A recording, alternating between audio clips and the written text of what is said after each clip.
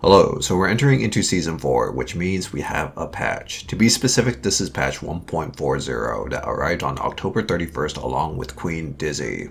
Bedman got some pretty notable changes that I intend to cover in this video, but some of the overall system mechanics, or rather consolidation of mechanics, affect Bedman as well. Let's start with those system adjustments. 6Ps being normalized. The frame data for most 6Ps are being tied in closer together. Any character with outliers generally had their 6P recovery increased or decreased depending on if their 6P recovered too fast or too slow.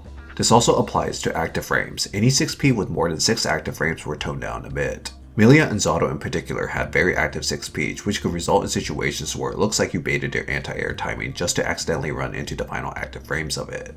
These changes greatly benefit Bedman overall, since he is a character that plays a very prominent air game. There's less risk of getting hit by things like the opponent whiffing their first 6P and then suddenly pulling out another one afterwards. Life adjustments. A lot of the patch notes is filled with entries of decreased defense modifier value and increased damage. A large goal of this patch is to increase characters' overall life value while making certain key moves deal more damage to compensate.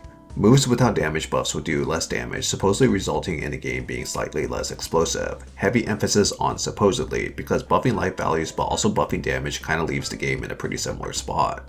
If anything, this change is more designed about giving Arxis a better say on what moves should actually kill you more. Now, while most characters' life values were slight adjustments, Bedman's in particular is a very drastic jump to where it's an actual deliberate buff. Bedman went from a 0.96 defense modifier to 0.82. He went from around the upper middle pack in terms of effective life to pretty much the second highest health in the game. I lost count on the number of times in Season 3 where games hinged on a final interaction. Having at least one or two more opportunities to actually play the game is a literal game changer, and it also means that there is more burst gauge to use as well. Damage buffs. All of Bedman's specials have damage buffs. This includes their error counterpart and the install versions. As mentioned earlier, this is mostly to match the life buff that most characters in the game got. The buff to needle and spin in particular are quite noticeable, however. In the prior patch it took around 18 raw hits from both needle and spin to kill Soul, but in Season 4 we're about 15 shots and 15 spins to kill Soul now. Needle is perhaps one of Bedman's most important neutral tools, and being able to get more damage per shot makes the threat of it matter more. If the opponent does not respect the damage of needle and eats way too many, they will lose a lot of their life before they know it. Spin is also Bedman's most common ender, so it dealing more damage is very welcomed. The patch notes mention that Malfunction and Bomb also got their damage buffed, but it's only by a very little amount. The true winners of the damage buffs within Bedman's kit is the Needle and Spin, and subsequently their error counterparts, the Laser and the Chain Explosion. 5H changes. So starting off with the first specific Bedman change, 5H got its knockback increased. For normal hits, this doesn't really change anything, but it does have a property adjustment for its counter hit, where it results in a very exaggerated ground bounce now instead of launching the opponent to China. The main intention of this change is to give Bedman more powerful payouts if the opponent opts to mash in between Bedman's mid-screen pressure. It's viable now to go for strings like close slash, delay 5H, or far slash, delay 5H to fish for counter hits instead of committing to 2H. Frame trapping with 2H is viable, but on block it leads to a potentially risky RPS, and 2H's counter hit reward is still very weak. From close slash distance into 5H, you can get a charge level 2 malfunction into a JS route. This route is highly damaging with many ways to spend meter to push for more damage, such as applying an install during combo. Slightly further 5H counter hits from around the far ass range may require a 214 cancel to confirm. You can also still use White Wall Assault to confirm instead. Very far 5H hits, such as when you strike the limb of the enemy, will generally require a bomb error stocked to confirm. Bomb does go very far now and is an easy and guaranteed confirm regardless of where the opponent is hit by counter hit 5H. Chain Explosion error juggles more consistently. So Chain Explosion has a higher initial float on each individual hit now. This change is mostly to add stability within Chain Explosion and air combos. There were instances at times where if the opponent was too low, the first hit of Chain Explosion could connect, but the second one would drop.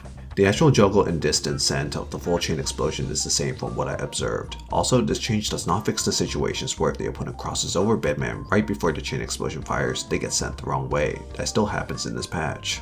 Overall, this is a pretty subtle and welcome stability buff, and having less instances where the Chain Explosion fails is always appreciated. Bomb error now tracks and also goes further. When the bomb error comes out, it targets the current horizontal position of the opponent. While the bomb will track the opponent's position upon release, it won't home in and chase the opponent. It's a bomb after all, not a missile. The bomb can now be tossed quite far, around 3/4 of the screen. Also, if Bedman is too close, the tracking property will not be applied onto the bomb since the opponent is already just in front of you where the bomb would originally land on. Bomb able to track now recontextualizes how it's used. Old bomb had very limited reach and it was difficult to get near opponents to utilize it without blocking something and then losing the error. Because of that, the old bomb was primarily used as a protective deterrent. The new bomb serves more as a positional check. Because the range of the threat is much longer, the opponent cannot just hang back and wait it out. Thus, they may be more incentivized to make an offensive move, allowing less committal defensive maneuvers like air dash backwards JS to cut off their approach. If the opponent chooses not to chase, they at least have to avoid the bomb by taking to the air, in which if you manage to get them to block something like JS or JP, you can air dash forward and claim your turn. Lastly, if the opponent just opts to hang back and block, you could just run up and take your turn, or if they're quite far, you can get a needle out safely and stock a new error. The tracking of the bomb is also really valuable in adding another dimension to Bedman's pressure. In situations where you can react to the opponent's deflect shield, just drop the bomb and your turn is retained. Similarly, if the opponent pushes you out of range, or if you just move backwards during your pressure, error cash out becomes a far better option. This change greatly benefits the post-wall break situation as well. Oftentimes when you break the wall, you may have a bomb error stock. Now when you break the wall, there's an incentive to back off and protect the error and let it auto-fire. And if you also broke the wall with a super, dropping the bomb just guarantees that your opponent cannot escape. Lastly, bomb becomes absurdly strong with install. Remember that install bombs have a hitbox that's around the size of Texas. The fact that it tracks now pretty much means that it's only escapable by really high super jumps. Overall, having tracking on bomb greatly increases the utility and value. I originally considered bomb to be the most useless error in neutral and would often override it with needle, but now it is no longer the case. I really like this change and it's very awesome to play with. Also, there's an entry in the patch notes for bomb which literally reads, when error 6E projectile is activated midair, it now attacks at a lower position than previously. My assumption originally was that Bedman dunks the bomb now when airborne, but upon playing this patch, it feels nearly identical to the past versions. I had to take a look at older footage to really spot a difference, and in practice it feels identical to the prior version. Charge malfunction and bombs have less guard crush block stun. Okay, here it is folks. The first real nerf to Bedman that technically isn't a result of a system mechanic or a sweeping change. Let's cover this bit by bit. Starting off, Bedman's level 2 malfunction went from plus 11 to plus 9. Now the question is, does losing 2 frames of guard crush matter, and if so, what does it affect? First, let me cover the good. Bedman still has access to various callouts. If the opponent upbacks, 5H or far slash will catch it. If the opponent 6Ps at the earliest possible frame, 5H will counter the startup. Malfunction being plus 9 instead of plus 11 now means that Bedman's far slash is an auto-timed frame trap, and this new timing is ever so slightly better at catching some fuzzy jump timings. In terms of being deliberate of what you want to call out, this new timing is better for that.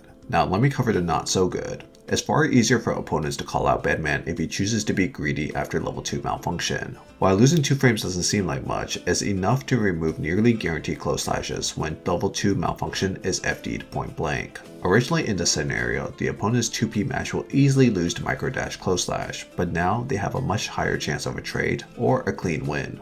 Defensive throw is also a lot stronger if they see Bedman is moving towards them after level 2 malfunction, as it's very difficult for Bedman to get within proximity of close slash without being thrown. This change will ultimately give the opponent more wiggle room to navigate out of the post level 2 malfunction situation, especially if they FD. Now if they don't FD, it's pretty much a free dash in and go for close slash, but if they do, be prepared to understand how they may want to escape and cut off the approach.